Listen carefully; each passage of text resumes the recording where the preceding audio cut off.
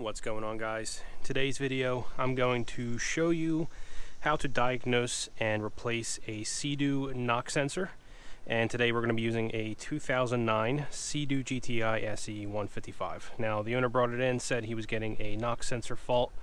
The code that came up on the dash was either a P0325 or P0326. I don't remember which one he sent. But I'll list a few of the knock sensor related codes out in the description.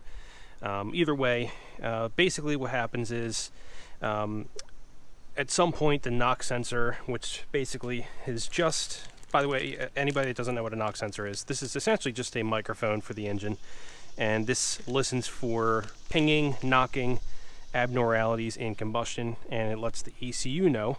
And that's how it'll adjust timing and fueling and stuff, basically to keep itself safe.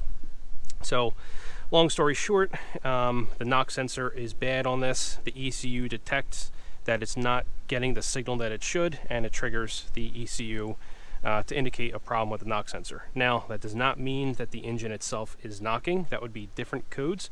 The P0325, P0326, they're indicating that there is a problem with the sensor itself. Basically, when this picks up sound, it will change its resistance, and that's what the ECU uses to determine whether or not there's knock or not. So say this will operate between 30 and 60 ohms. I'm just making these numbers up, but for the example, if this operates between 30 and 60 ohms, 30 being normal, 60 being it's detecting a loud sound, knock, or detonation, that's how it'll let it know. But if this thing comes back with 0 ohms or something far outlandish like 80 ohms, 100 ohms, then it knows that something is wrong with the sensor, and that's how it triggers that code. So that's what's happening here. The engine itself is fine, but the knock sensor is bad.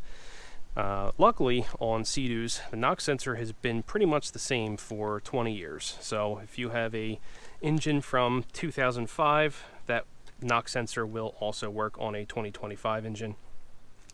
I believe there's like 2 or 3 of these part numbers floating around, but they're all compatible. They all give the same readings, and they're all in the same spot as well. So the knock sensor on the Rotax engine, it is different on the SeaDoo Spark engine, by the way. But on all the full-size skis, it's right under the intake manifold on the block. It's bolted to the block.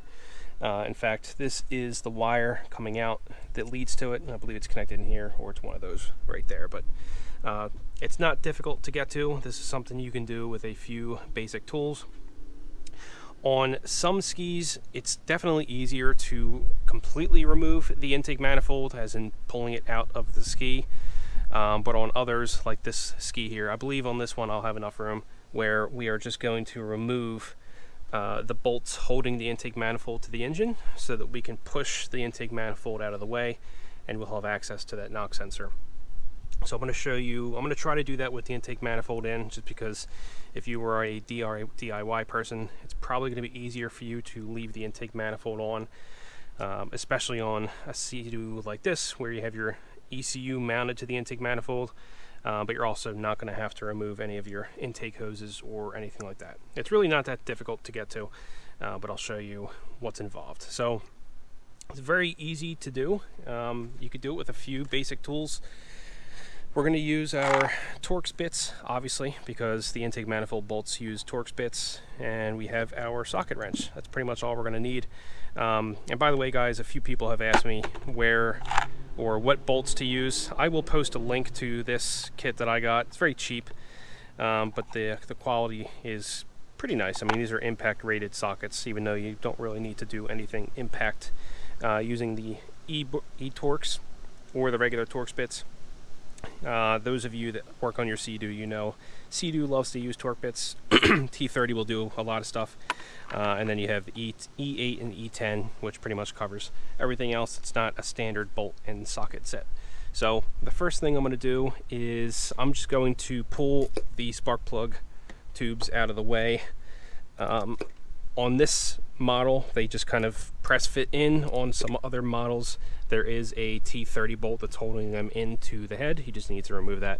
You've seen that plenty of times if you watch my channel. All the newer models are bolted to the head. So with that done, the next thing we can do is just go ahead and start removing the E Torx bolts that are holding the intake manifold on, and we'll see how much room we have to kind of just push it out of the way. So let me start that and we'll see how we go.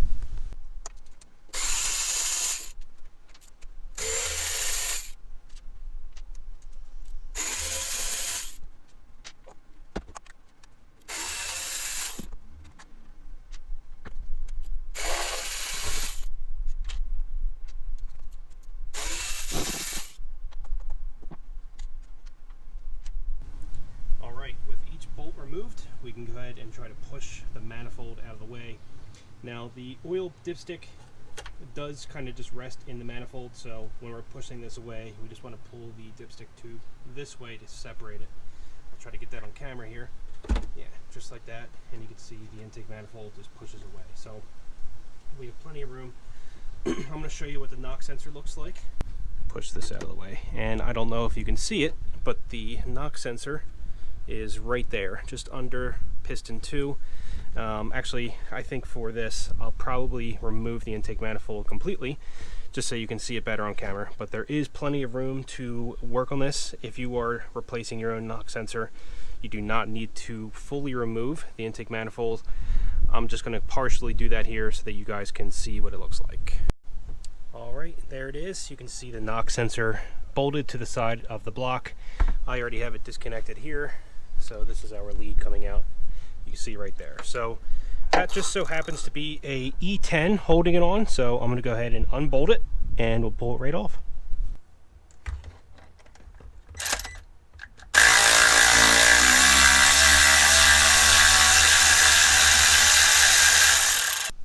And here we have the new sensor compared to the old sensor. Now guys, if you want to test to see if your old sensor is good or not, what you can do is take a multimeter, one that can measure resistance, and you want to measure the resistance between the two terminals you see here. A good sensor should be around 5 mega ohms, so you can compare that to your old and new if you wanted to. But I've noticed just from years of doing this, sometimes these can measure good at, you know, idle or whenever this is off the ski, but once it starts to detect vibration and stuff, it can start to throw numbers all over. So basically, don't trust the initial numbers, even if it tests good. When you're just doing the resistance test, it could still be good. These sensors are pretty cheap. It's, you're better off just replacing it. With that being said, I will say, if you're going to replace the knock sensor, stick with a OEM one. With the OEM Bosch, a lot of the aftermarket ones just have different measurements, which can be good or bad.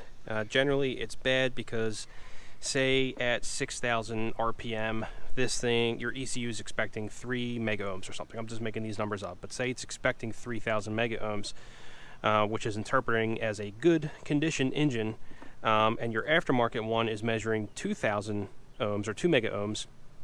Then the ECU may think, wow, I'm running better than I expected. I'm going to lean it out the fuel mixture, and I'm going to advance the timing a little bit to squeeze a little bit more power.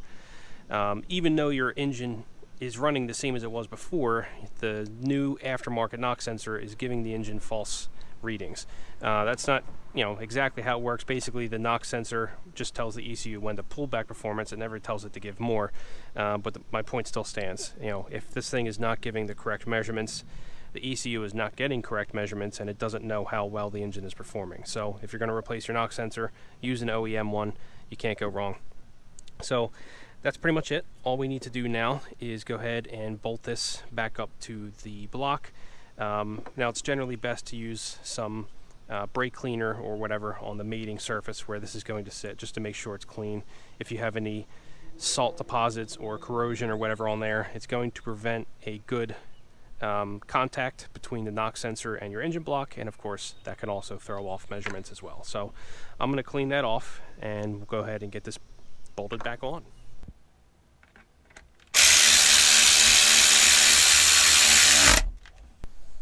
Alright, the new sensor's in. So if you didn't fully remove your intake manifold, all you need to do at this point is just realign the manifold with your dipstick, push it up against the block, and tighten in your bolts. Obviously, I need to put quite a back here. I had to remove some of the electrical harnesses and stuff to get it out of the way to give you guys a better view. So I'm going to do that now, and then I'll show you what we need to do next. Intake manifold is back on. All of the connections are reconnected, and that's pretty much it. That's how easy it is to replace the knock sensor on a SeaDoo. And like I said, that process is basically identical from the very first Fortec up to the latest model, which is the 2025 engines, aside from the SeaDoo Spark. So I imagine it's going to be pretty similar going forward for the next few years to come. I can't see them changing it anytime soon.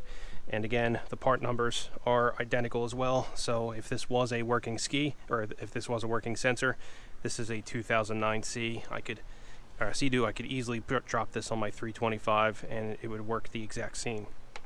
So in order to test your sensor, you unfortunately will need to take it out for a ride. This is one of those sensors that's not really active all the time. At idle, you're probably never going to see a knock sensor fault code. You need to get the engine under load at high RPM. Generally, if you're going to have another code appear for the knock sensor, it's going to appear anything above 6,000 RPM. So make sure you take it out and you test it above that. That's pretty much it for this. If you guys have any questions at all, please feel free to message me or just leave a comment. And again, this is for fault code P0325, P0326, and I believe there's one or two other ones. I'll try to find them if I can, but anything that's indicating a knock sensor fault. Anything that's not saying your SeaDoo is knocking or detonating, that's a completely separate issue. This is only on how to replace a sensor for a ECU that's detecting the sensor is the problem. So that's it for this one. Look forward to the next video.